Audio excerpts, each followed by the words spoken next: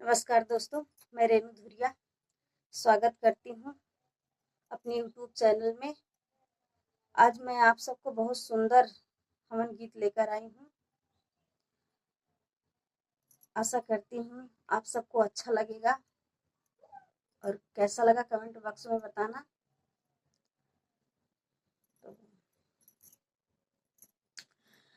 हवन कराए से कावन फल सुनावा, विप्र पंडित हो पंडित कर अर्थ बतावा, कावन फल मिली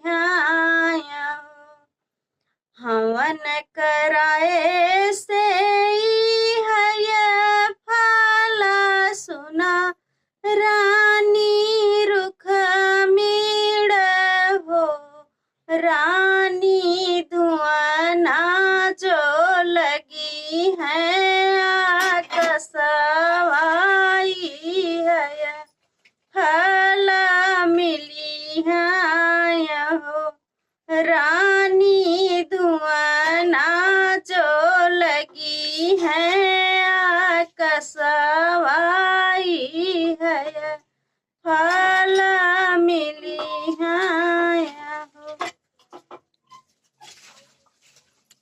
कुआं खोदाए से कावन फल सुनावा, विप्र पंडित हो पंडित कर अर्थ बतावा, कावन फल मिली है पंडित कर अर्थ बतावा, कावन फल मिली है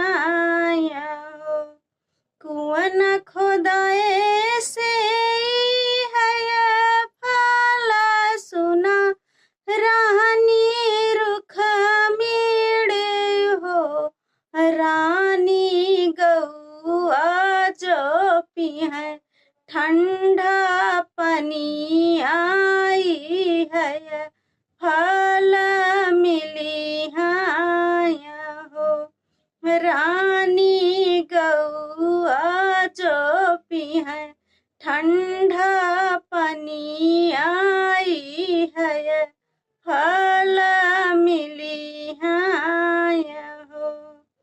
बेटा जन्माए से कावन फल सुनावा, विप्र पंडित हो पंडित कर अर्थ बतावा, कावन फल मिली है हो। बेटा जन्माए से है फल सुना, रानी रुख मीड़ हो रानी बेटा जो गया पिंडा परी है, फल मिली है हो रानी बेटा जो गया पिंडा परी है, फल मिली है हो। हवन कराए